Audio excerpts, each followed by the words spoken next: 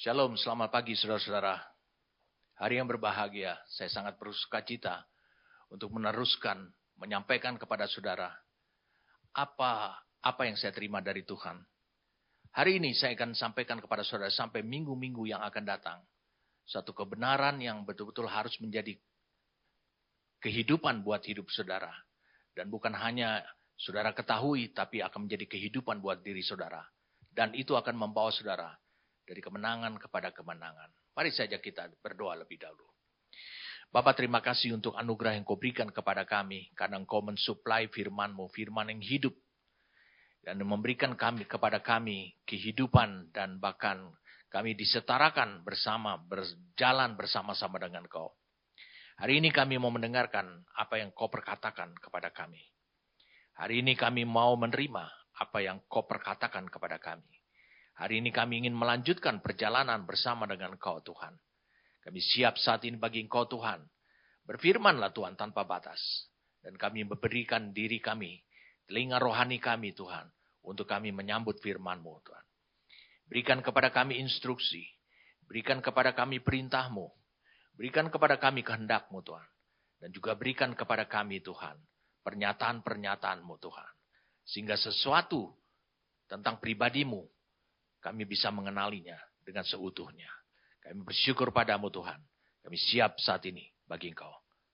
Terima kasih. Amin. Saya mengajak kita untuk bisa melihat dari apa yang saya sudah sampaikan minggu-minggu terdahulu. Yaitu saya ingin mengajak saudara untuk bisa melihat salah satu hal yang banyak orang percaya tidak ketahui. Saya menyebutkan bahwa ini disebut adalah banyak orang percaya tidak mengenali medan pertempuran. Saya katakan medan pertempuran, bukan pertempuran itunya, tetapi medan pertempuran. Dan orang percaya hidup dalam ketidaktahuan. Itu sebabnya kita membutuhkan yang disebut dengan pewahyuan. Penyingkapan daripada Tuhan. Kalau Tuhan tidak menganugerahkan pewahyuan pada kita, maka itu akan tetap menjadi rahasia sampai akhir hayat hidup saudara. Efesus pasal yang ketiga.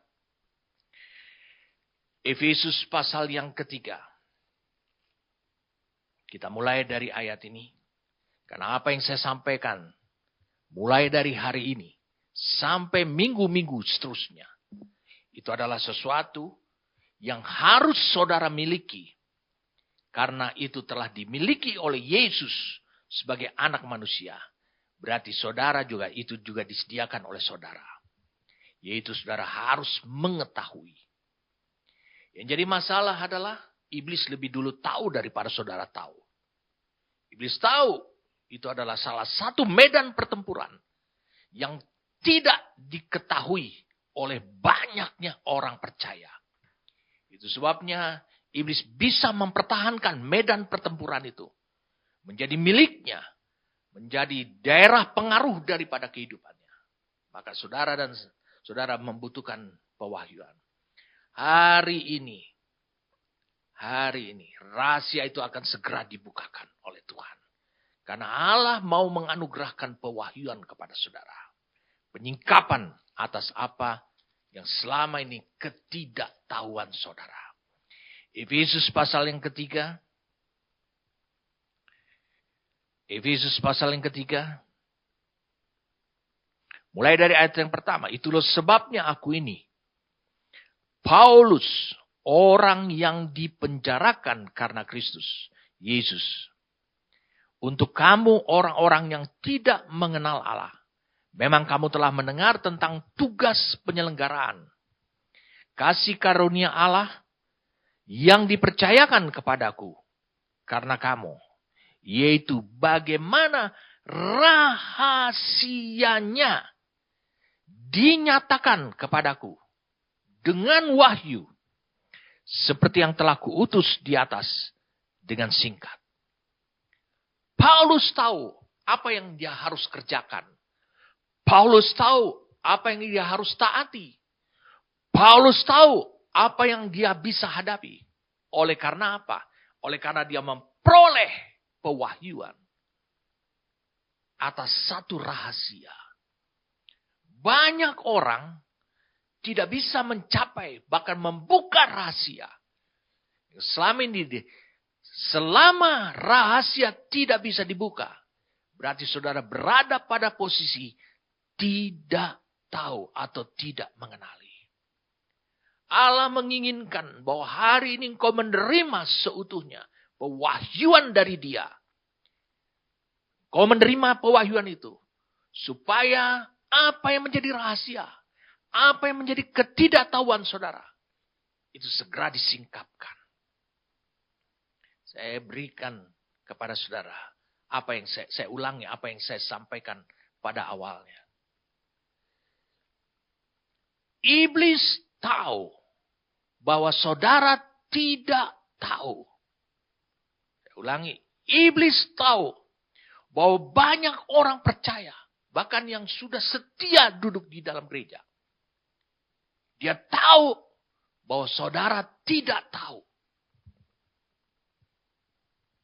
Karena yang disebut dengan medan pertempuran yang sampai hari ini masih didominasi, masih pengaruhnya besar adalah dalam kekuasaannya iblis.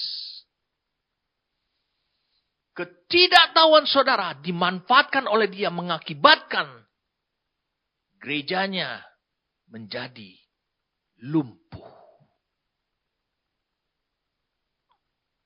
Mari saya ajak kita untuk bisa melihat di Efesus 3 ayat 3 ini.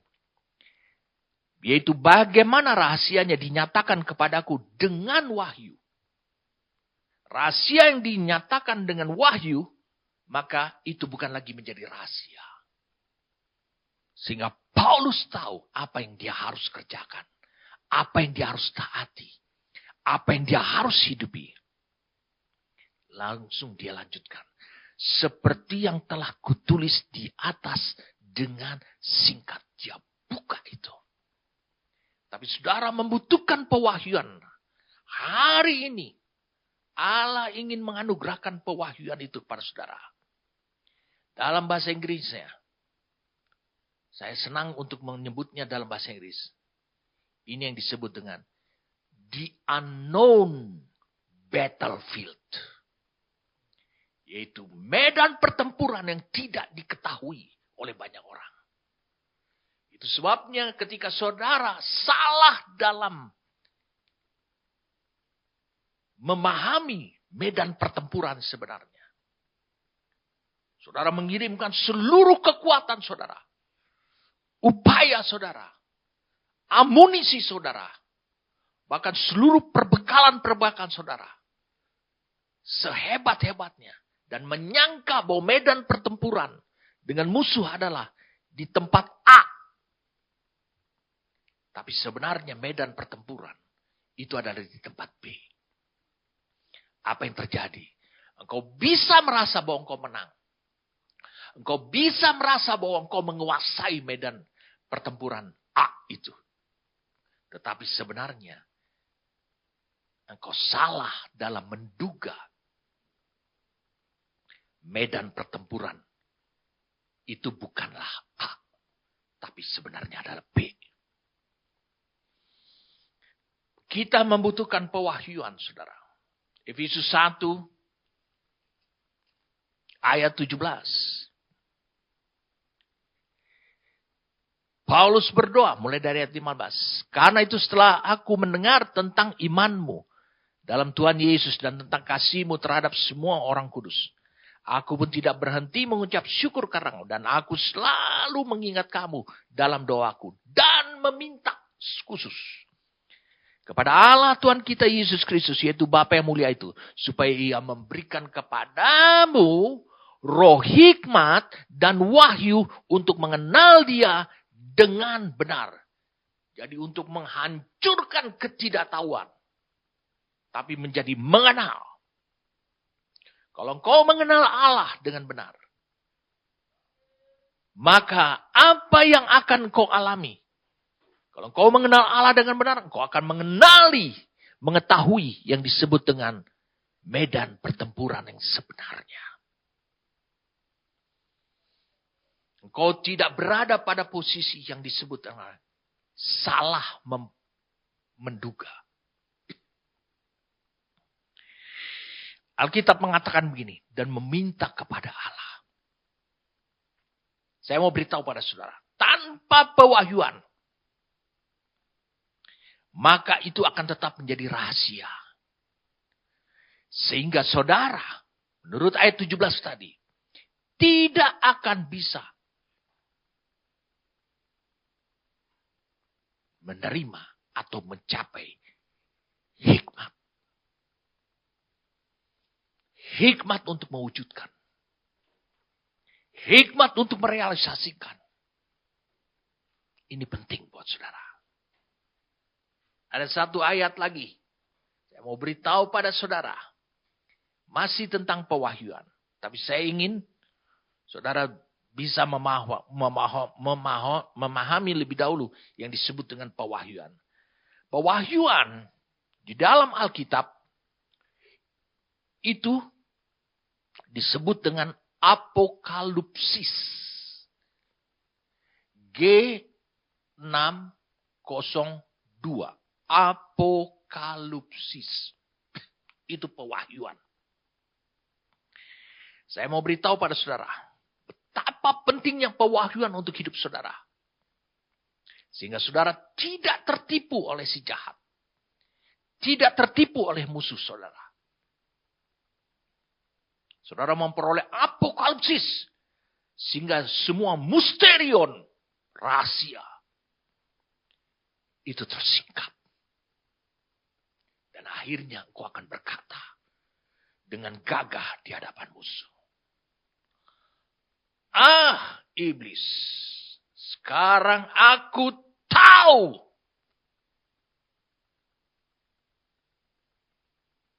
Ini medan pertempuran. Sehingga saudara bisa mengirimkan seluruh upaya. Bahkan saudara merupakan memastikan ataupun memutuskan itu menjadi tujuan kemenangan saudara di medan pertempuran itu.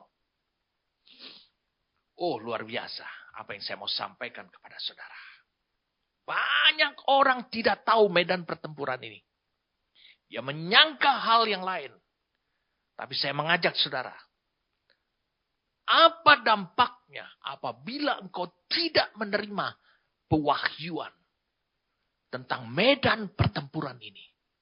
Saya katakan tentang medan pertempuran ini. Engkau akan bergumul dan bergumul. Dan tanpa kau tidak sadari. Sebenarnya engkau menggunakan kekuatan dirimu sendiri.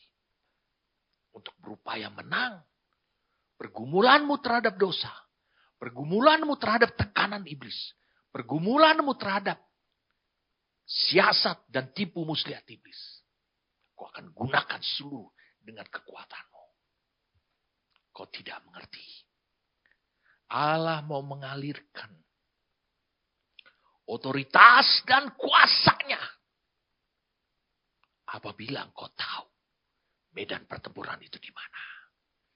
Dia tidak mau memberikan otoritas dan kuasanya kepada medan pertempuran yang menurut dugaanmu saja. Tapi yang harus secara pasti engkau harus lebih dulu tahu medan pertempuran itu. Maka engkau akan menerima aliran otoritas dan kuasa Allah dari tempat yang maha tinggi. Supaya engkau menang di sana. Mari saja kita melihat dampaknya kalau engkau tidak menerima poin. Roma 8. Sebab aku yakin, ayat 18, bahwa penderitaan zaman sekarang ini tidak dapat dibandingkan dengan kemuliaan yang akan dinyatakan kepada kita. Kemuliaan yang datang dari dalam. Sebab dengan sangat rindu seluruh makhluk, termasuk malaikat, termasuk makhluk roh, menantikan saat anak anak Allah dinyatakan. Karena seluruh makhluk telah ditaklukkan kepada kesia-siaan. Bukan oleh kehendaknya sendiri. Tapi oleh kehendak Dia yang telah menaklukkannya. Tetapi dalam pengharapan, karena makhluk itu sendiri juga akan dimerdekakan dari perbudakan. Lihat, kebinasaan. Dan masuk ke dalam kemerdekaan. Kemuliaan anak-anak Allah. Saya mengajak saudara untuk bisa melihat ayat tersebut itu dalam bahasa Yunaninya. Lihat ayat 19. Sebab dengan sangat rindu, ini kunci. Seluruh makhluk menantikan saat anak-anak Allah dinyatakan.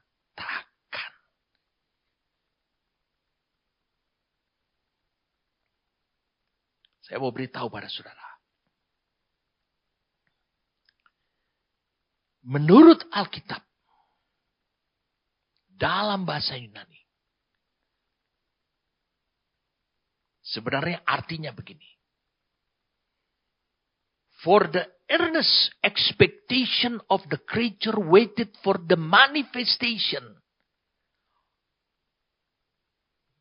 of the sons of God. Saya pengen, itu saya baca adalah dari King James Version. Kata manifestasi di sini, ini bukan berarti saudara tampil. Tapi kata manifestasi di sini, itu digunakan kata apokalipsis. Pewahyuan dari anak-anak Allah. Dari uyosnya Allah. Saudara mungkin bingung. Saya mau membawa saudara. Mereka berharap. Supaya mereka mendapatkan lebih dahulu. Sebelum mereka mencapai kemerdekaan. Karena mereka tahu bahwa kemerdekaan itu akan diperoleh hanya apabila mereka menerima pewahyuan lebih dahulu. Kalau pewahyuan tentang anak-anak Allah disingkapkan kepada semua makhluk, maka mereka akan mencapai satu titik yang disebut dengan kemerdekaan.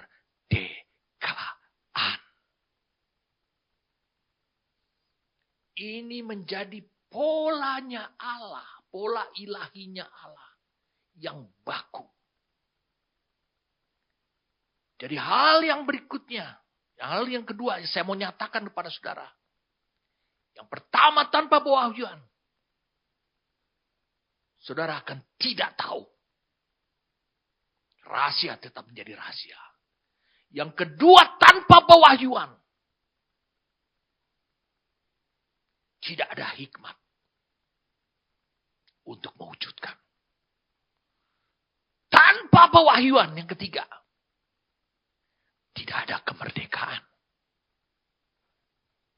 Iblis terus menguasai medan pertempuran itu. Langkah hidup saudara akan terseok-seok. Mengapa? Lukas pasal 2. Lukas pasal 2. Ayat 32 mengatakan demikian. Lukas pasal 2.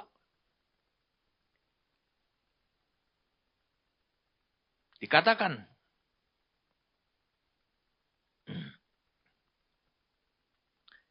Yaitu terang. Yang menjadi pernyataan. Bagi bangsa-bangsa lain. Dan menjadi kemuliaan bagi umatmu Israel. Kalau dalam bahasa King James Version-nya dikatakan ini. A light to lighten. Jadi terang yang menerangi. The Gentiles. A light to lighten the Gentiles.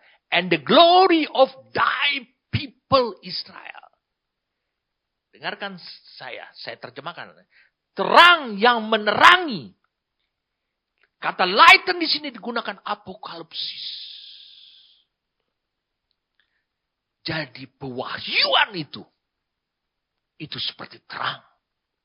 Membuat saudara jelas. Membuat saudara tahu. Ini hal yang penting buat saudara semua. Hari ini saya berdoa pada saudara. Saudara diberikan pewahyuan oleh Dia. Sehingga saudara tidak akan pernah lagi bergumul. Tidak akan pernah lagi terseok-seok dalam kehidupan rohanimu. Kau tahu di mana medan pertempuran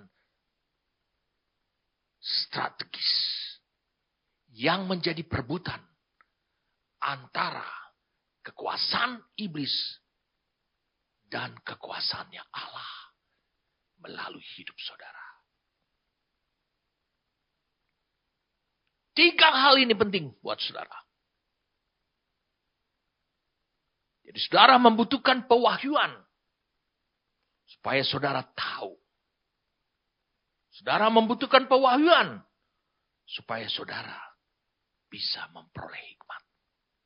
Saudara bisa membutuhkan pewahyuan supaya saudara mengalami kemerdekaan.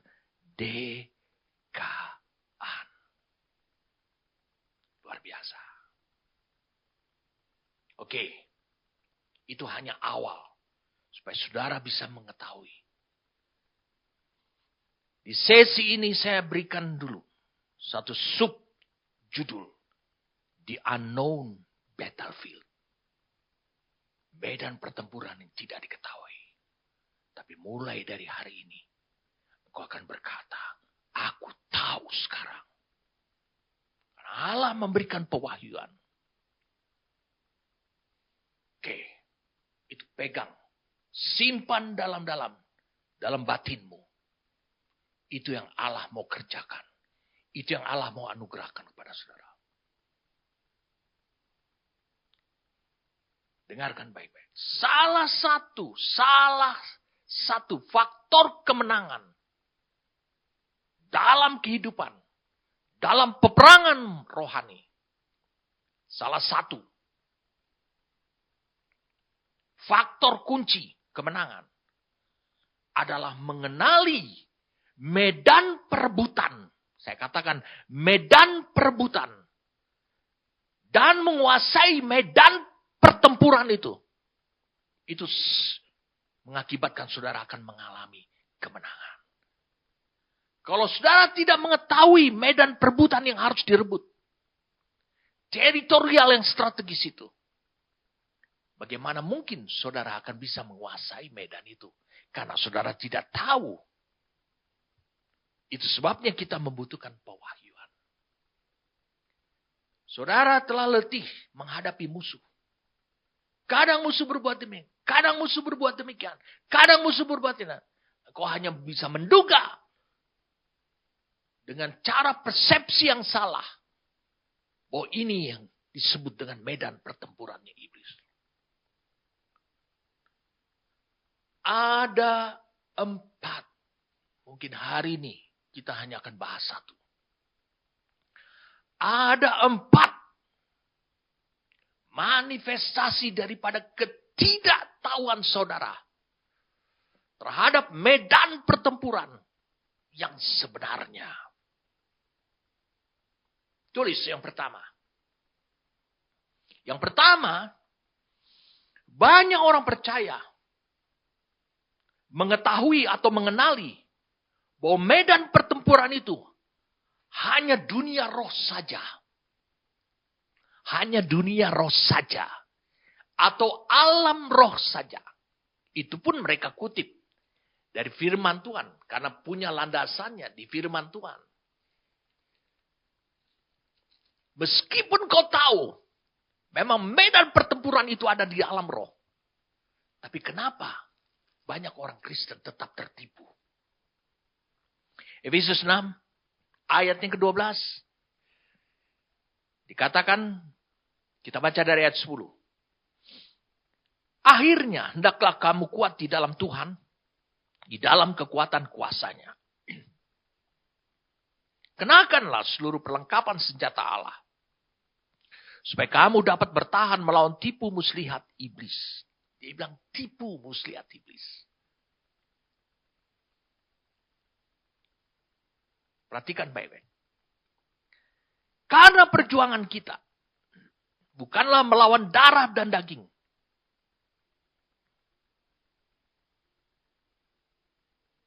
Tetapi melawan pemerintah-pemerintah, melawan penguasa-penguasa, melawan penghulu-penghulu dunia yang gelap ini, melawan roh-roh jahat di udara. Disebutkan tentang roh-roh jahat. Jadi saudara memperkirakan bahwa musuh, dan saudara bahkan mempercayai bahwa musuh berada di medan pertempuran alam roh.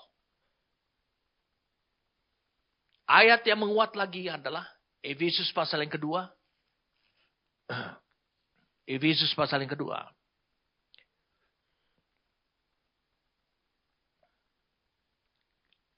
Ayat yang pertama, kamu dahulu sudah mati karena pelanggaran-pelanggaran dan dosa-dosamu. Kamu hidup di dalamnya karena kamu mengikuti jalan dunia ini. Karena kamu mentaati penguasa kerajaan angkasa, yaitu roh yang sekarang sedang bekerja di antara orang-orang durhaka. Kita kembali lagi kepada Efesus pasal yang ke-6. Di ayat 10, hendaklah kamu kuat. Dia bilang kuat di dalam Tuhan. Dan di dalam kekuatan kuasanya. Mari kita lihat sama-sama. Dalam bahasa Yunaninya. Disebutkan di sini adalah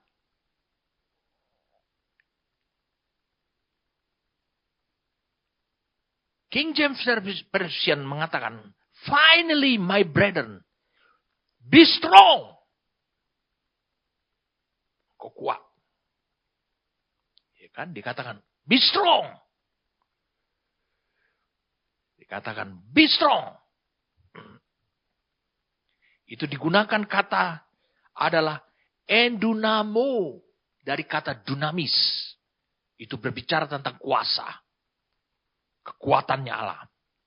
In the Lord and in the power of His mighty. Kemudian dikatakan di sini adalah, kenakanlah seluruh perlengkapan senjata Allah. Bagaimana aliran kekuatan Allah masuk ke dalam diri kita? Bagaimana seluruh perlengkapan senjata Allah itu menjadi nyata dalam diri kita? Dikatakan ini. Kenakanlah seluruh perlengkapan senjata Allah supaya kamu dapat bertahan melawan tipu muslihat iblis. Tapi engkau sendiri sebelum engkau, bagaimana engkau bisa menerima kekuatan Allah karena engkau berada di posisi telah tertipu. Di sini dikatakan supaya. Jadi saya ingin kasih tahu kepada saudara. Engkau harus lebih dahulu tahu medan pertempuran itu. Supaya kekuatan Allah, seluruh perlengkapan senjata Allah, itu mengalir melalui hidupmu. Dan kau tahu medan pertempuran yang sebenarnya. Disebutkan di sini karena perjuangan kita bukanlah melawan darah dan daging. Tapi melawan pemerintah-pemerintah. Melawan penguasa-penguasa. Melawan penghulu-penghulu dunia yang gelap ini. Melawan roh-roh jahat di udara. Jadi yang pertama ini. Banyak orang percaya menyimpulkan. Karena iblis adalah makhluk roh. Mereka menyangka bahwa medan pertempuran itu adalah hanya dunia roh. Hanya alam roh saja. Itu separuh kebenaran. Iblis menyembunyikan. Iblis membiarkan saudara dalam ketidaktahuan. Tapi Allah terus bekerja. Bagaimana mungkin saudara sudah disiapkan oleh Allah. Saya katakan disiapkan oleh Allah. Mau dianugerahkan kepada Allah. Kekuatannya, otoritasnya. Untuk saudara-saudara pakai. Menuju ke medan pertempuran yang sebenarnya. Tetapi engkau tidak siap. Karena engkau ingin memakai kekuatan Allah. Memakai kuasa Allah.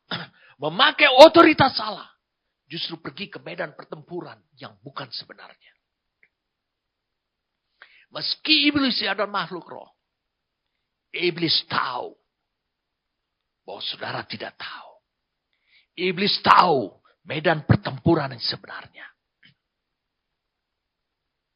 Mari kita cerita dulu tentang iblis.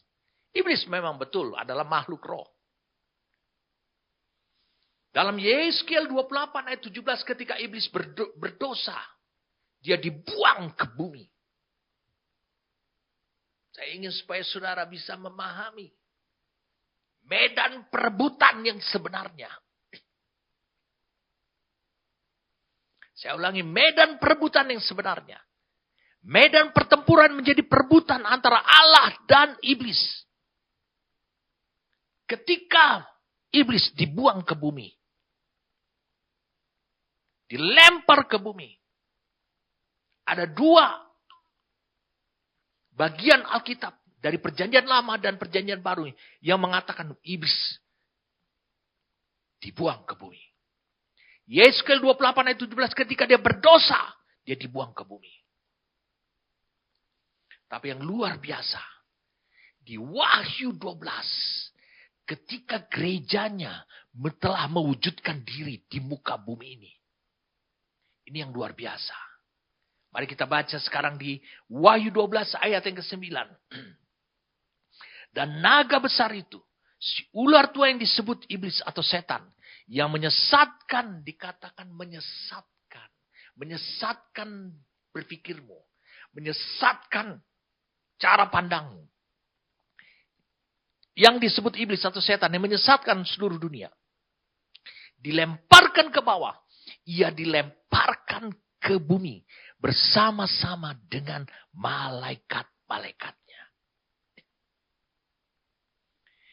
Oke. Sebelum kita rangkum bersama-sama. Tentang peperangan ini. Betulkah? Apa yang saudara percaya selama ini? Banyak orang percaya hanya mengenali bahwa medan pertempuran itu hanya dunia roh saja. Dan saudara menyiapkan hidup saudara. Mencoba untuk mengambil kekuatan Allah. Untuk memerangi dunia roh. Di mana iblis ada sebagai makhluk roh. Engkau tertipu. Baca Kejadian 3 ayat 14. Kejadian 3 ayat 14. Mari saja kita untuk melihat Kejadian pasal 3.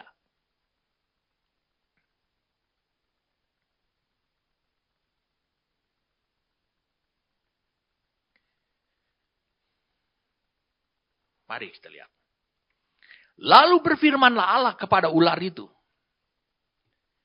Karena engkau berbuat demikian, terkutuklah engkau di antara segala ternak. Dan di antara segala binatang hutan. Dengan perutmu lah engkau akan menjalar. Dan debu tanahlah akan kau makan seumur hidupmu. Alkitab berkata, berfirmanlah Tuhan. Berarti Allah melepaskan firman-Nya. Memberikan batasan kepada iblis. Memberikan takdir kepada iblis. Biar bagaimanapun juga, iblis tidak bisa keluar dari takdir itu. Dari batasan itu. Dikatakan di sini, dengan perutmu lah engkau akan menjalar. Dan debu tanahlah akan kau makan seumur hidupmu. Kalau engkau baca di ayat 1-nya, adapun ular ialah yang paling cerdik. Kata cerdik di sini, ya kan? Digunakan kata adalah dalam bahasa Ibraninya adalah arum. Arum itu menggunakan adalah bukan hanya cerdik untuk hal yang baik, tapi juga penuh dengan kelicikan. Lihat. Tetapi saudara tidak perlu khawatir. Selicik apapun iblis. Yang penting saudara tidak tertipu oleh muslihatnya dia. Dia melakukan kelicikannya untuk menipu saudara. Mari kita lihat sekarang. Pasal 2. Saudara harus ingat. Firman Allah telah menetapkan kehidupannya iblis. Debu tanah merupakan makananmu. Saya ajak saudara untuk bisa melihat. Kejadian pasal yang kedua. Ayat yang keempat. Demikianlah riwayat langit dan bumi pada waktu diciptakan. Ketika Tuhan Allah menjadikan bumi dan langit. Belum ada semak apapun di bumi. Belum timbul tumbuh-tumbuhan apapun di padang. Sebab Tuhan Allah belum menurunkan hujan ke bumi. Dan belum ada orang untuk mengusahakan tanah itu. Tetapi ada kabut naik ke atas dari bumi. Dan membasahi seluruh permukaan bumi itu. Ketika itulah Tuhan Allah membentuk manusia. Bukan menciptakan, membentuk manusia. Dari debu tanah. Saya katakan dari debu tanah. Dari debu yang berasal dari tanah. Saudara bisa lihat di sini. Debu ini. Itu ternyata. Digunakan kata apar. Yang juga digunakan. Pada Kejadian 3 ayat 14 tadi. Saya ulangi. Ini juga digunakan sama dalam bahasa Ibraninya. Ini hal yang sama. Dikatakan dengan debu tanahlah. Itu digunakan kata apar. H6083. Apar. Jadi makananmu. Dan manusia diciptakan. Di bumi ini oleh Allah. Ditempatkan di bumi ini oleh Allah. Dibentuk dari unsur yang disebut dengan debu tanah. Saudara sudah mulai mendekati. Pewahyuan Tuhan ini akan menyingkapkan kepada saudara. Iblis dibatasi. Ruang geraknya, bahkan takdirnya. Iblis akan setiap saat mencari makanannya. Jadi saudara bisa lihat. Manusia diciptakan dari debu tanah. Iblis telah ditetapkan untuk selama-lamanya makan dari debu tanah. Sekarang iblis mendapati bahwa tubuh manusia itu menjadi area perebutan antara iblis dengan Allah. Allah tidak menciptakan malaikat-malaikat lagi lebih banyak. Tapi Allah menciptakan manusia yang dibuat dari debu tanah. Allah punya kepentingan kenapa manusia berbeda dengan malaikat. Allah punya kepentingan, Allah punya tujuan. Mengapa manusia memiliki satu unsur yang terbuat dari debu tanah. Yang dia sudah tetapkan bahwa itu juga menjadi makanan buat iblis. Allah punya kepentingan. Jadi sekarang saudara bisa mengetahui. Dengan mulai makin jelas. Tersingkapnya rahasia itu. Saya berdoa selama penyampaian firman Tuhan ini. Supaya engkau tahu. Di mana tepatnya. Medan pertempuran. Yang akan menjadi persengketaan dan pertempuran. Paling sengit. Itu ternyata ada pada diri manusia. Wow, ini luar biasa saudara. Pada diri manusia, medan pertempuran itu. Saudara tentu sudah lahir baru. Manusia terdiri dari roh, jiwa, dan tubuh. Jiwa terbagi-bagi lagi pada bagian dan fungsinya. Dan peranannya. Yaitu pikiran, perasaan, atau emosi, dan kehendak. Tubuh begitu banyak tersusun. Saya katakan begitu banyak tersusun. dengan organ-organnya yang lain. Mari kita bahas satu demi satu. Satu demi satu. Saudara menyangka bahwa banyak orang percaya, mengetahui bahwa serangan iblis habis-habisan itu hanya di alam roh. Dan tentu roh saudara menjadi targetnya. Betulkah demikian? Iblis tahu bahwa roh saudara bukan targetnya. Tapi iblis juga tahu bahwa saudara tidak tahu bahwa roh saudara bukan target iblis.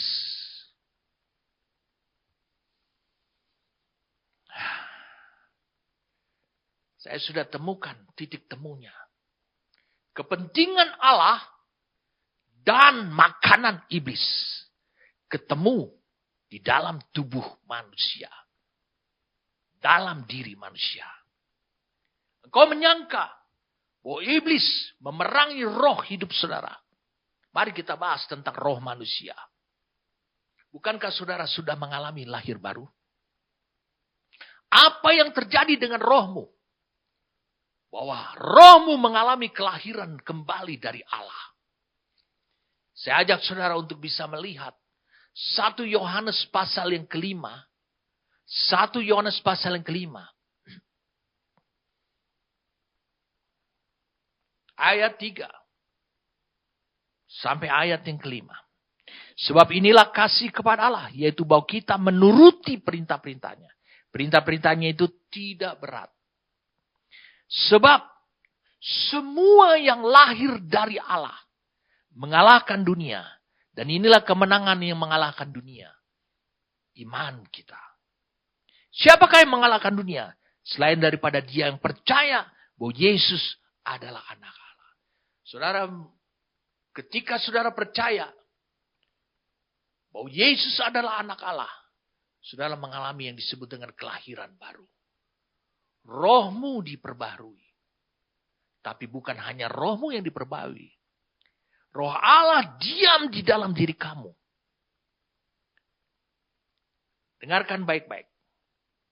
Bagaimana nasib daripada rohmu? Ini yang Allah katakan. Ayat 4. Sebab semua yang lahir dari Allah. Ingat. Diri saudara secara utuh. Roh, jiwa, dan tubuh. Apakah semua lahir dari Allah? Tentu tidak. Saya pernah bagikan kepada saudara. Ingat jiwa saudara. Bukan ciptaan Allah. Bukan lahir dari Allah. Itu ada ketika roh Allah memberikan rohnya. Tinggal di dalam tubuh manusia. Maka otomatis muncul jiwa. Jiwa bukan berasal dari Allah. Jiwa tidak lahir dari Allah. Saya mau beritahu pada saudara. Bagaimana dengan tubuh? Apa yang dimaksud 1 Yohanes 5 ayat 4 ini? Bagaimana dengan tubuh? Tubuh saudara tidak lahir dari Allah. Adam yang pertama jadi manusia. Hawa menjadi wanita yang pertama di dunia. Tubuhnya bukan berasal dari Allah. Lahir dari Allah. Tapi dari debu tanah. Lalu kemudian Hawa diambil dari tulang rusuknya. Adam lalu dibentuk, disalut daging. Yang juga berasal dari debu tanah.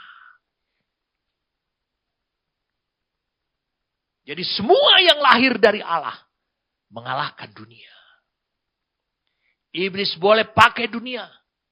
Tapi ingat, saudara tetap berada di posisi menang. Mari saya ajak kita untuk bisa melihat.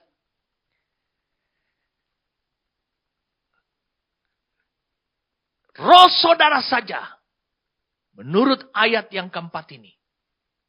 Itu yang lahir dari Allah.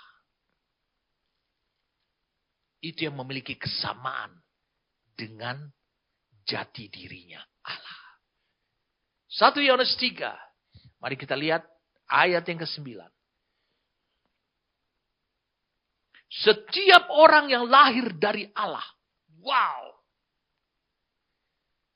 tidak berbuat dosa lagi. Sebab benih ilahi tetap ada di dalam dia. Dan ia tidak dapat berbuat dosa. Karena ia lahir dari Allah. Saya sudah sampaikan pada saudara.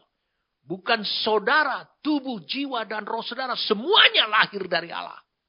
Hanya rohmu yang lahir dari Allah. Dan dikatakan roh yang lahir dari Allah. Rohmu, bukan tubuhmu. Yang lahir dari Allah. Yang lahir dari Allah ini. Yang sudah mengalami lahir baru. Tidak bisa berbuat dosa lagi. Dengan mengambil kalimat yang lain. Yang sama seperti itu tidak berbuat dosa.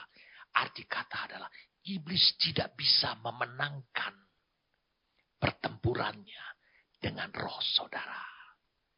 Kalau begitu, engkau menyangka bahwa medan pertempuran dengan iblis adalah hanya di dalam dunia roh. Hanya di dalam alam roh. Iblis suka itu. Karena apa? Engkau terkecoh. Boro-boro iblis bisa menggerasak masuk ke dalam rohmu. Dia tidak bisa. 1 Yohanes 5. Mari kita lihat di sini. Tulisan Yohanes ini luar biasa sekali. 1 Yohanes 5 ayat 18. Kita tahu bahwa setiap orang yang lahir dari Allah, yaitu hanya rohnya, tidak berbuat dosa. Tapi dia yang lahir dari Allah. Dia yang lahir dari Allah. Itu Kristus. Melindunginya. Dan si jahat tidak dapat menjamahnya. Berarti poin pertama ini. Ini yang iblis sukai. Senantiasa terjadi pada hidup saudara. Tapi Allah hari ini memberikan pewahyuan pada saudara. Supaya menyingkapkan kesalahan saudara. Kesalahpahaman. Kesalah menduga saudara. Bahwa medan pertempuran. Bukan hanya dunia roh saja. Bukan hanya alam roh saja. Iblis tidak bisa. Saya ulangi. Iblis tidak bisa. Menggerasak masuk. Melumpuhkan. Melumpuhkan hidup saudara. Karena Alkitab dengan tegas mengatakan. Roh mereka yang sudah lahir baru. Tidak bisa berbuat dosa. Nah, perhatikan saya. Mungkin ini permasalahan saudara. Banyak orang percaya, termasuk saudara. Menyangka bahwa mereka tidak bisa bertumbuh secara rohani. Oleh karena iblis mampu mengalahkan manusia rohnya. Kalau saudara mempercayai kondisi sekarang saudara seperti itu. Maka saudara sebenarnya sedang bertentangan dengan firman Tuhan yang mengatakan. Di 1 Yohanes 5 ayat 18. Dikatakan apa? Kita tahu bahwa setiap orang yang lahir dari Allah tidak berbuat dosa. Tapi dia yang lahir dari Allah melindunginya. Dan si jahat boro-boro bisa menjamahnya, kata Alkitab. Dia sampai ke teritorial roh saudara aja gak bisa. Karena apa? Di sana berdiam roh Allah. Jadi, persoalan saudara tidak bertumbuh. Saudara tersendat-sendat. Bukan berarti adalah persoalan roh saudara. Meskipun Alkitab menulis, itu adalah masalah pertumbuhan rohani, yaitu pertumbuhan roh. Arti kata rohmu memiliki potensi yang besar, tapi dia tidak bisa memanifestasikan, mewujudkannya dengan hikmat Allah sampai kepada bagian-bagian lain. Karena dirimu itu adalah roh, jiwa, dan tubuh. Jadi banyak orang berpikir bahwa iblis bisa menggerasak sampai ke dalam roh. Mengobrak-abrik kehidupan rohanimu. Saya mau beritahu. Iblis suka saudara berpikir yang sesat. yang salah seperti itu. Apa persoalannya?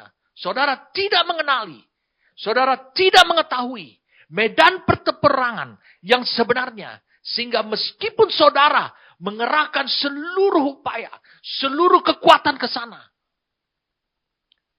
tetapi saudara tidak akan pernah mengalami kemenangan apapun atas iblis di medan pertempuran yang sebenarnya. Karena saudara sudah salah menyangka. Apa persoalan saudara? Sebab mereka tidak tahu bahwa di dalam roh saudara yang sudah lahir baru itu. Saya mau beritahu, saudara. Ini apa yang dikatakan oleh firman Tuhan. Roh Allah bersemayam. Firman yang hidup itu ada. Bagaimana iblis sebagai makhluk ciptaan Allah bisa memenangkan rohmu? Berarti rohmu bukan medan pertempuran yang bisa iblis meraih kemenangan ataupun menguasainya. Tidak bisa. Mari saja kita melihat Yeskiel 36. Yeskiel 36.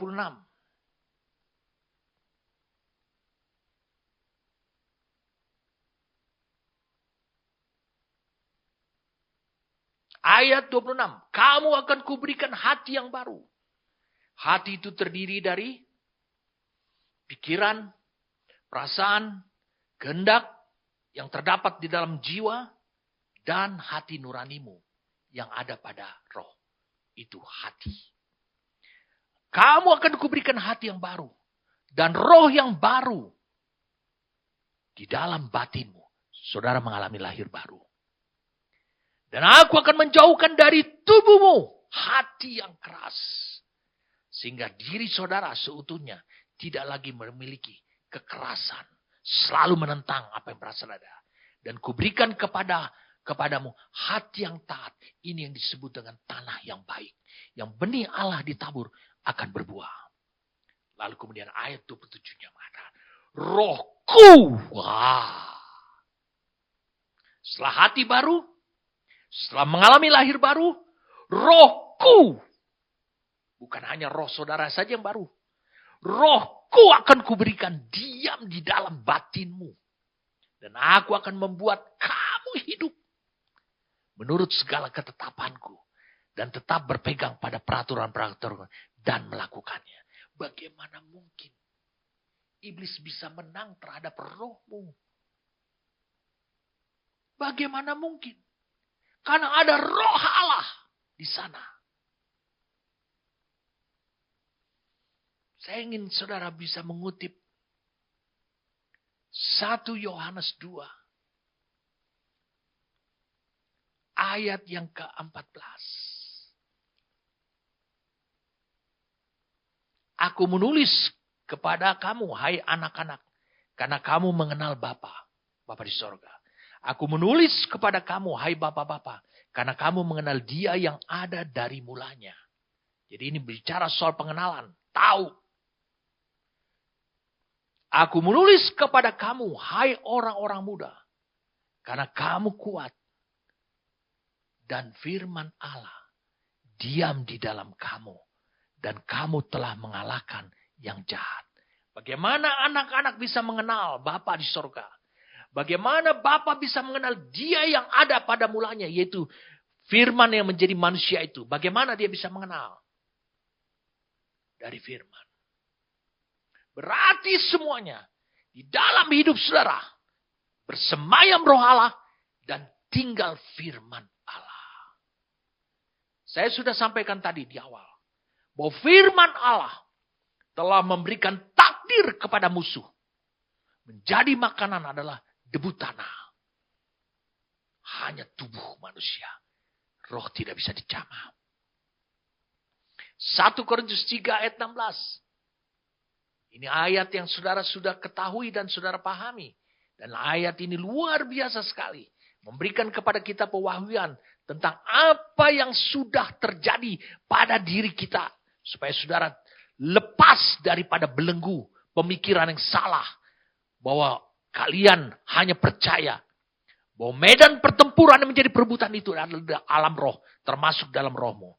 1 Korintus 3 ayat yang ke-16 mengatakan, tidak tahukah kamu harus tahu bahwa kamu adalah bait Allah, bahwa Allah bersemayam dalam dirimu, dan bahwa roh Allah diam di dalam kamu. Roh Allah seperti yang diungkapkan di Yesaya 36 tadi. Tidak tahukah kamu? Paulus mempertanyakan, harusnya kamu tahu. Lalu kenapa? Kalau begitu potensi yang besar itu sudah ada dalam roh kita.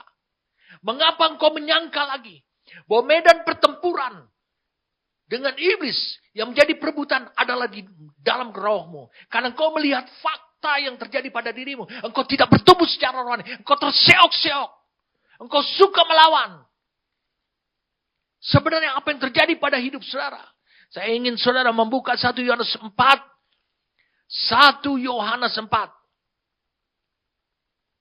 Terima kasih untuk Rasul Yohanes yang banyak menyingkapkan. 1 Yohanes 4 ayat 4. Kamu berasal dari Allah. Tubuhmu berasal dari mana? Bukan dari ibumu. Dari bapakmu.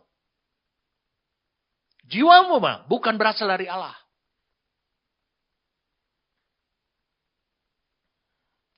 Apa kamu yang berasal dari Allah? Rohmu. Kamu berasal dari Allah, anak-anakku. Dan kamu telah mengalahkan. Sebutkan kata mengalahkan. Mengalahkan nabi-nabi palsu itu.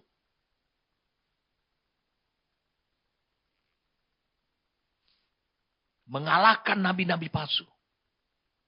Sebab roh yang ada di dalam kamu, yaitu roh Allah, lebih besar daripada roh yang ada di dalam dunia. Roh apa yang ada di dalam dunia? Termasuk roh iblis yang telah dilemparkan ke bumi. Roh Allah di dalam diri kamu lebih besar. Bagaimana mungkin iblis akan menggerasak masuk ke dalam rohmu? Tidak mungkin.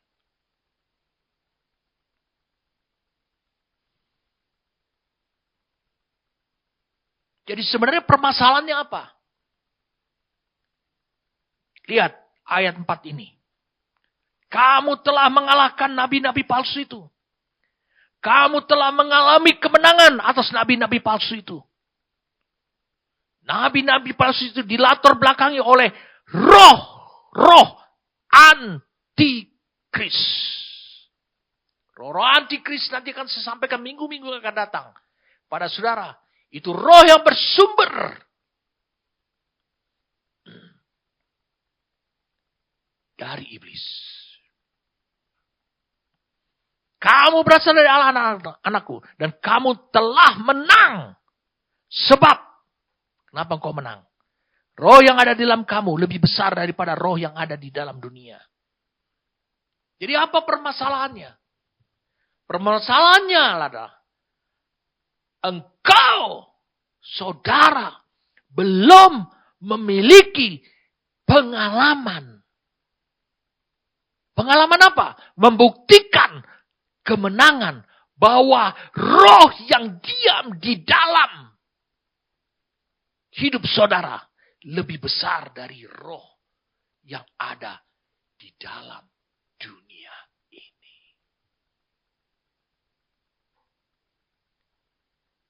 Amin. Luar biasa. Saya melihat saudara mendapatkan pewahyuan ini. Sekarang menjadi clear. Itu sebabnya saudara segera beranjak meninggalkan cara berpikir poin pertama ini. Saudara menyangka bahwa medan pertempuran dengan iblis itu hanya ada di faktor roh saja. Menyerang roh saudara, iblis tidak akan takabur demikian. Kita baru bahas tentang roh manusia. Bagaimana dengan jiwa? Saya pernah sampaikan kepada saudara, ketika saya bagikan kebenaran, pikiran manusia itu menjadi biang kerok, menjadi kunci untuk membuat dosa. Untuk saudara jatuh, saudara kalah. Iblis menang, dunia menang atas hidup saudara. Lalu apa yang Alkitab katakan? Sederhana. Mari kita lihat. Roma 12. Roma 12.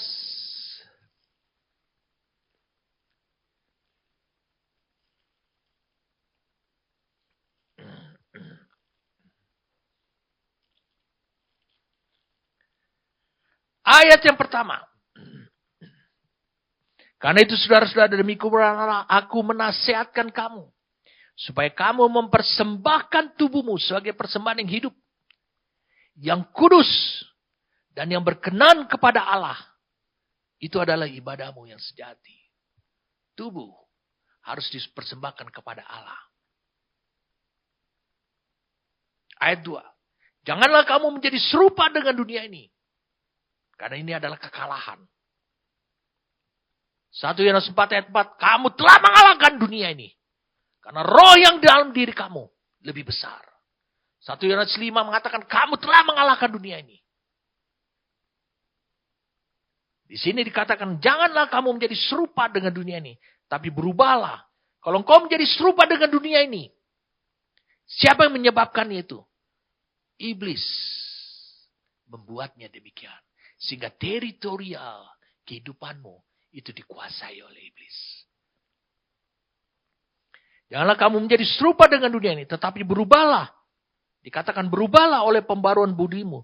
Sehingga kamu dapat membedakan manakah kehendak Allah. Apa yang baik. Yang berkenan kepada Allah. Dan yang sempurna. Apa yang Alkitab tegaskan? Dia bilang berubah. Oleh pembaruan budimu. Pembaharuan. Cara berpikirmu. Diubah dengan sesuatu yang baru. Input mana yang kau terima? Tinggal berubah. Putuskan itu.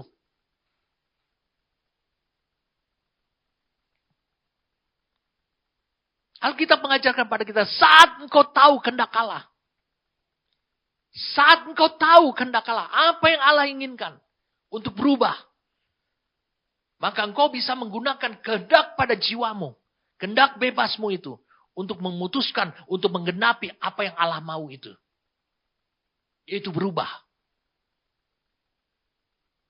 Alkitab juga menjelaskan. Roh manusia itu. Mari kita lihat saudara.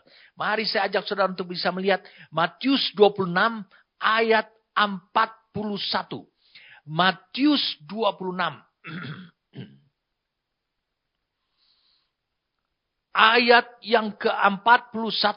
Dikatakan berjaga-jaga dan berdoa. Supaya kamu jangan jatuh ke dalam pencobaan. Ataupun kalah.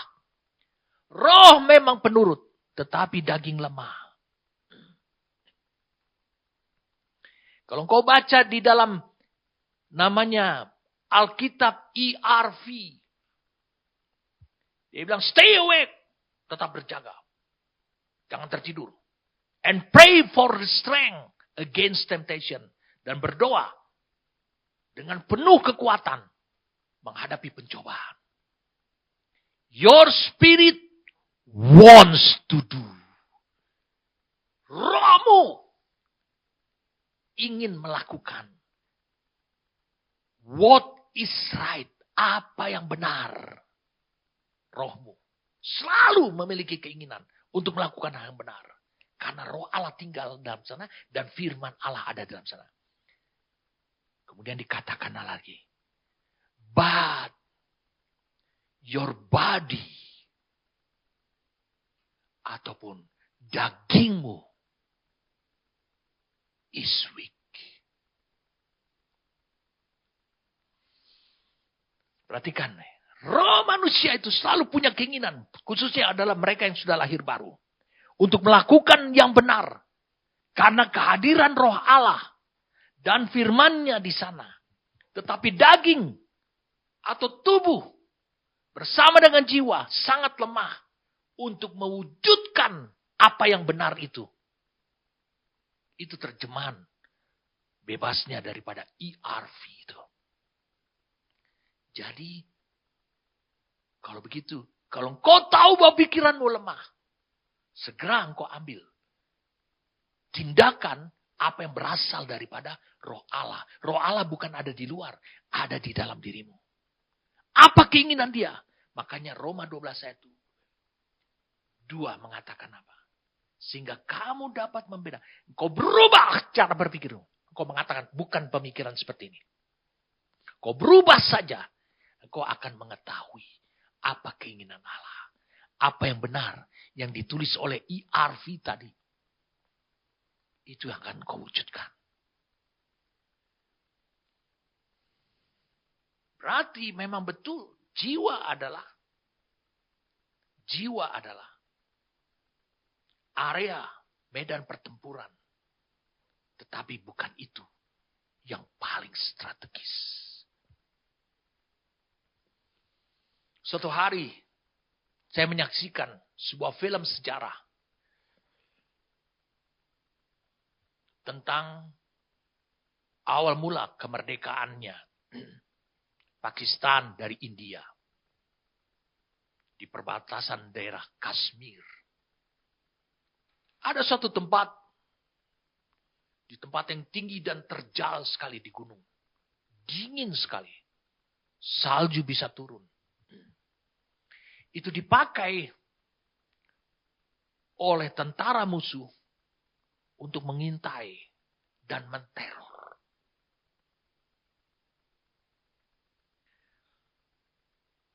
India bisa menguasai banyak karena mereka memiliki persenjataan yang komplit, lebih lengkap. Tetapi tetap mereka tidak bisa memenangkan seluruh pertempuran. Mengapa? Karena ada satu tempat strategis. Itu pasti perbatasan dan diitukan oleh gunung. Dan orang tidak bisa lalu lalang di sana. Karena segera orang akan dihabisi di sana. Tempat itu menjadi tempat strategis. Kalau India memenangkan tempat itu. Yang sudah dikuasai oleh negara bagian Kashmir, Pakistan. Maka India menguasai seluruh teritorial. Itu sebabnya seluruh perbekalan India, jet fighter, pesawat tempurnya India, berupaya untuk mencari di mana sebenarnya tempatnya itu. Dan akhirnya mereka temukan. Tapi untuk mencapainya, butuh suatu strategi. Karena apa? Tidak bisa melalui jalan normal. Karena jalan normal itu sudah dikuasai oleh tentara musuh. Akibatnya, mereka harus melakukan malam hari memanjat tebing yang terjal. Membawa peralatan senjata dan amunisi yang cukup untuk membombardir tempat strategisnya itu. Saya menyadari banyak orang yang memiliki amunisi yang banyak. Peralatan senjata yang banyak. Dan dia menyangka bahwa dia sudah memenangkan pertempuran di daerah-daerah yang tidak strategis. Tapi tetap ada tempat yang strategis. Tempat yang menunjukkan bahwa musuh masih memiliki eksistensi di sana. Sekarang kita sampai pada, meskipun pikiran manusia itu adalah biang kerok penyebab manusia berbuat dosa. Yang membuat kehendak bebas manusia memutuskan apa yang berasal dari pikirannya. Tetapi Allah melepaskan pewahyuan kepada saudara. Memberikan kebenaran kepada saudara. Bagaimana seharusnya kehidupan yang benar itu. Dan biarlah engkau berubah. Menangkap pemikirannya Allah itu. Menjadi keputusan buat hidup saudara. Yang ketiga. Tubuh manusia. Mari saya ajak kita melihat. Kita sudah bahas roh. Roh tidak bisa dibombardir begitu saja.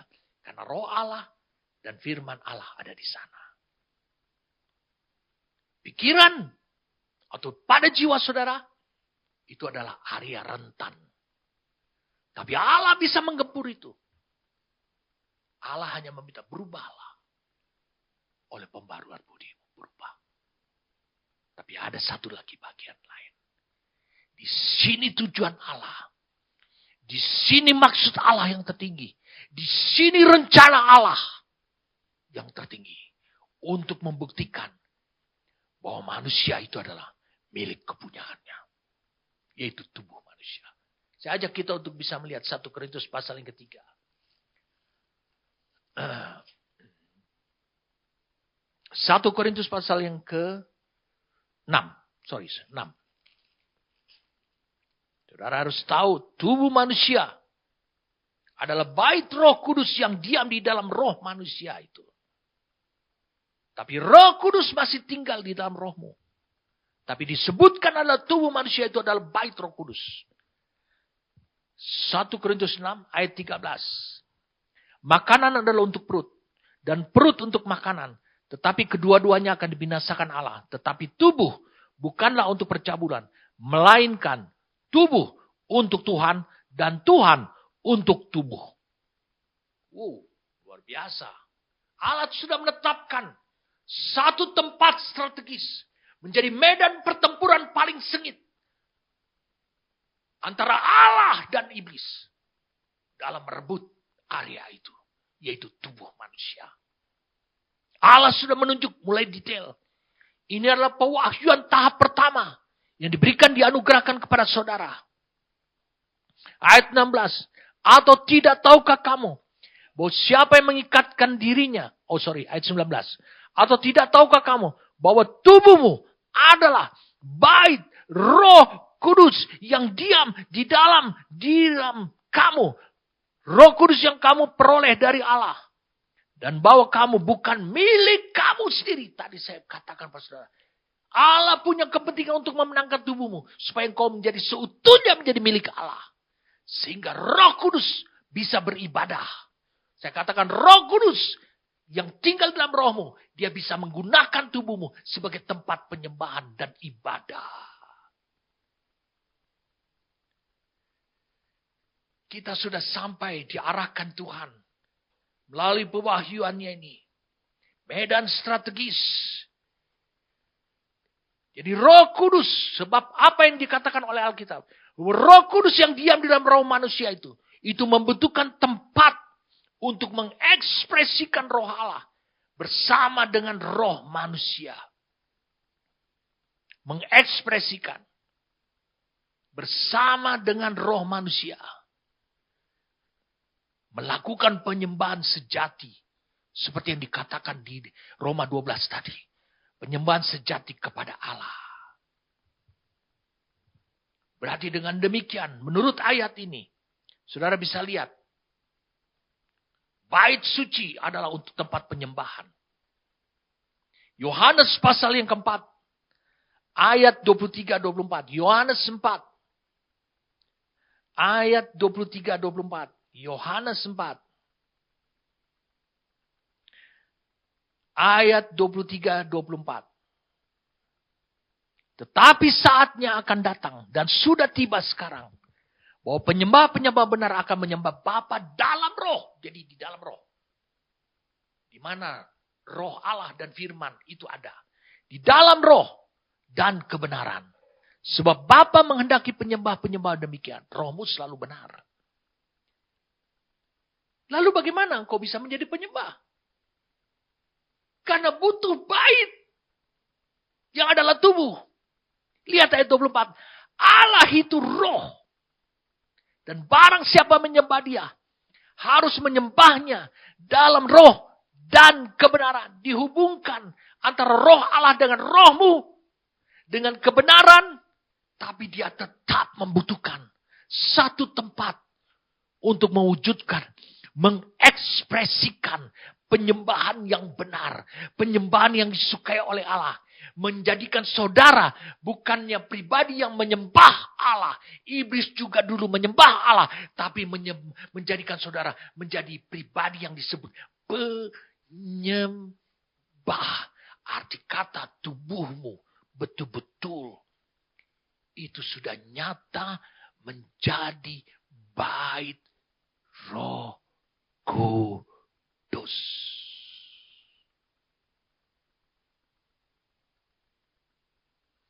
Jadi Allah punya kepentingan terhadap tubuh manusia ini. Di Yakobus dikatakan tubuh tanpa roh. Hakikatnya adalah mati. Jadi tidak ada orang penyembah kalau tubuhnya masih dikuasai oleh iblis.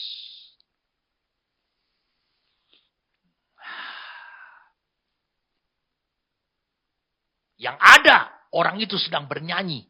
Dan yang dinyanyikan adalah nyanyian rohani. Bukan penyembah. Iblis biduan dikatakan. Lucifer itu biduan.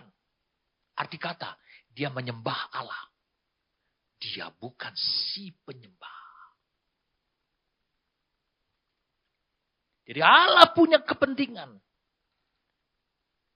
atas tubuh manusia. Dan iblis punya kepentingan atas tubuh manusia. Karena itu adalah makanan. Jadi peperangan untuk menguasai tubuh ini dilakukan oleh iblis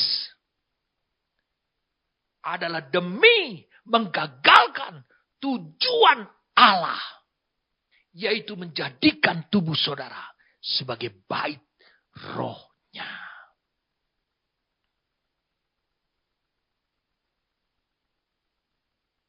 Hal yang berikutnya supaya saudara bisa pahami. Ini harus betul-betul saudara lihat. Berarti tubuh punya kepentingan. Kepentingan Allah dan kepentingannya iblis. Itu menjadi area perebutan. Saya pernah sampaikan kepada saudara. Umurmu ditentukan oleh tubuh, bukan oleh roh. Umurmu tidak ditentukan oleh jiwa dan tidak ditentukan oleh roh, tapi oleh tubuh. Ketika tubuhmu tidak mampu lagi, maka engkau mati.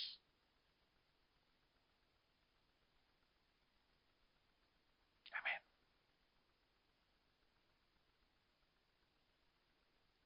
Saya ingin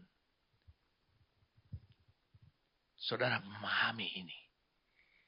Iblis adalah makhluk cerdik, licik. Dia juga membutuhkan tubuh untuk memanifestasikan kelicikannya. Dan itu bukan hikmat Allah. Kecerdikan yang dimilikinya bukan hikmat, tapi adalah kelicikan.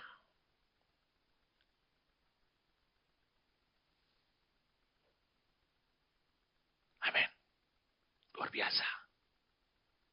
Mari saya ajak saudara.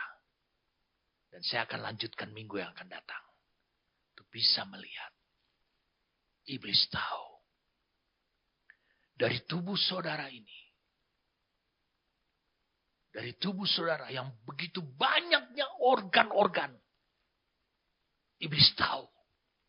Dari firman-Nya. Mana bagian yang paling penting.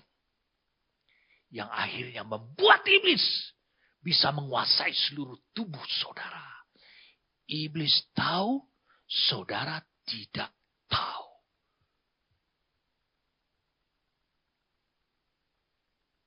Allah juga punya rencana atas salah satu organ daripada tubuhmu ini. Untuk memanifestasikan kealahannya secara utuh. Dari dalam dirimu. Iblis tahu bahwa ada salah satu organ dari tubuhmu apabila kata iblis aku menguasai organ kecil ini, maka aku menguasai seluruh tubuh.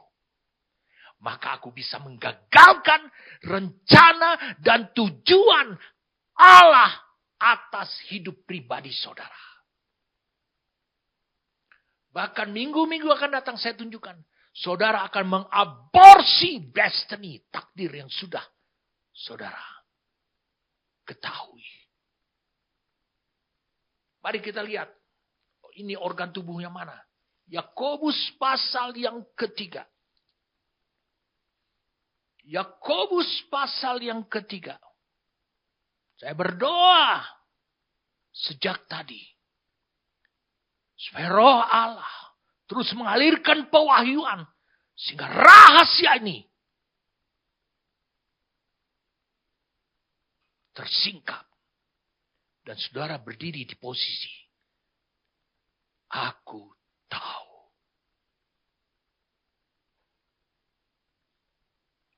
Ayat 1, Yakobus pasal 3. Saudara-saudaraku, janganlah banyak orang di antara kamu menjadi guru. Guru itu mengajar. Sebab kita tahu bahwa sebagai guru, kita akan dihakimi menurut ukuran yang lebih berat. Menggurui orang. Pakai mulutmu.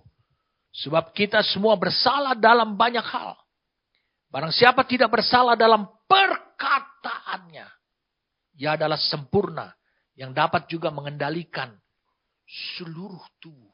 Perkataan itu yang mengendalikan seluruh tubuh. Kita mengenakan kekang pada mulut kuda. Sehingga ia menuruti kehendak kita. Atau dengan paksa.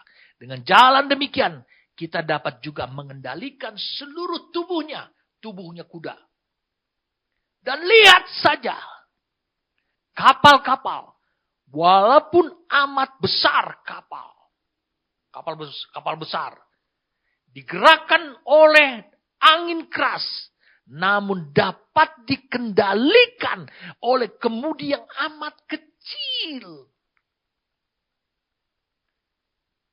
Kurang dari 2 rentang tangan.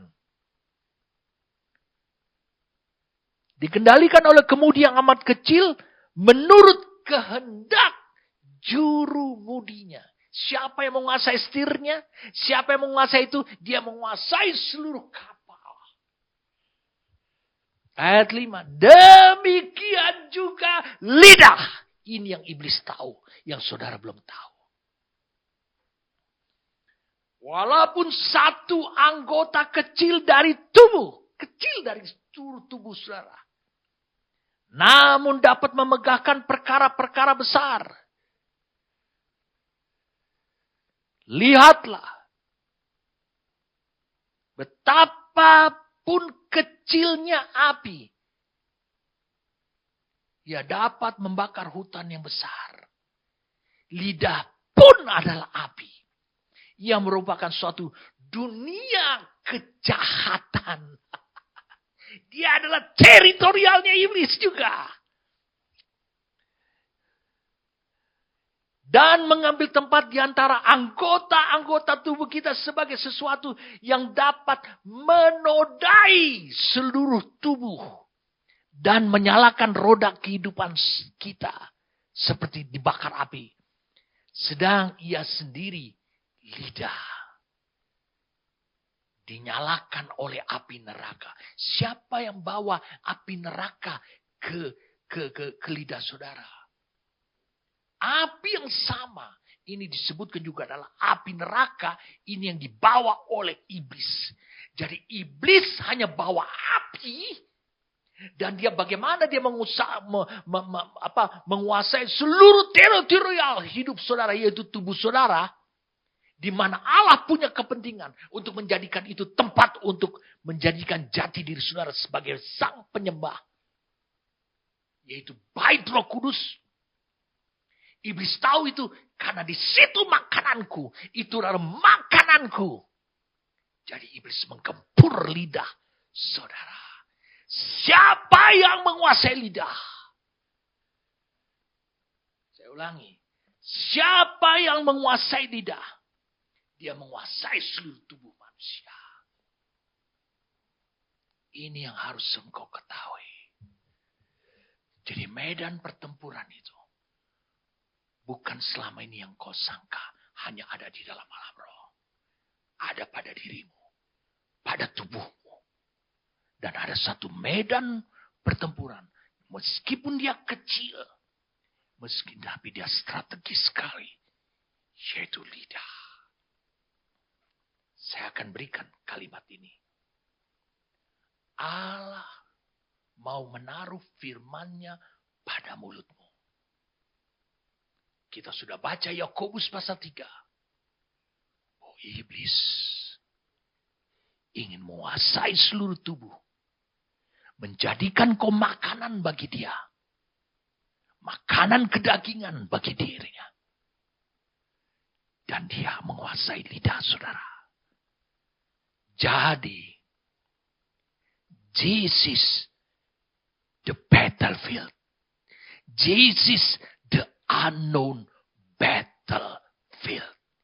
Ini adalah medan pertempuran yang tidak banyak diketahui oleh orang-orang percaya. Hari ini, Tuhan menganugerahkan pewahyuan pada saudara. Misteri itu segalanya. Amin. Mari kita berdoa.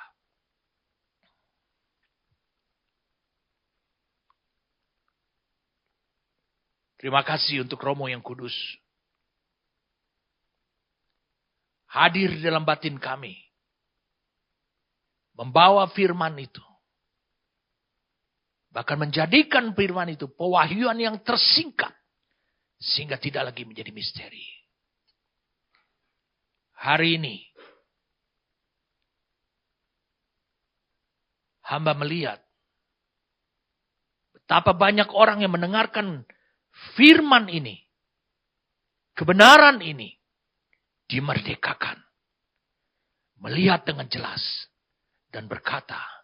Sekarang aku ada di posisi. Aku tahu. Medan pertempuran. Yang selama ini tidak diketahui. Sekarang aku tahu. Aku berada di posisi itu. Bapak terima kasih. Untuk apa yang kau lepaskan. Pewahyuan kau lepaskan. Memberikan kepada kami hikmat. Untuk kami bisa mengarahkan. Mengambil. Kuasa dan otoritasmu. Untuk. Bisa. Mewujudkan. Tubuh ini. Tubuh diri kami. Menjadi bait Roh-Mu yang kudus. Tempat untuk menyembah. Kami bersyukur. Hamba bersyukur. Melihat betapa banyaknya orang-orang. Yang dimerdekakan pada hari ini. Disingkapkan pada hari ini. Terima kasih. Untuk pekerjaan Roh-Mu yang kudus. Lanjutkan lagi. Lanjutkan terus. Sampai mereka memiliki pengalaman. Terima kasih untuk anugerah yang kau berikan kepada kami. Pada pagi hari ini Tuhan. Untuk dibukakan. Disingkapkan rahasia itu. Sehingga itu bukan lagi menjadi rahasia. Kami bersyukur padamu. Demi nama Tuhan kami Yesus Kristus. Amin.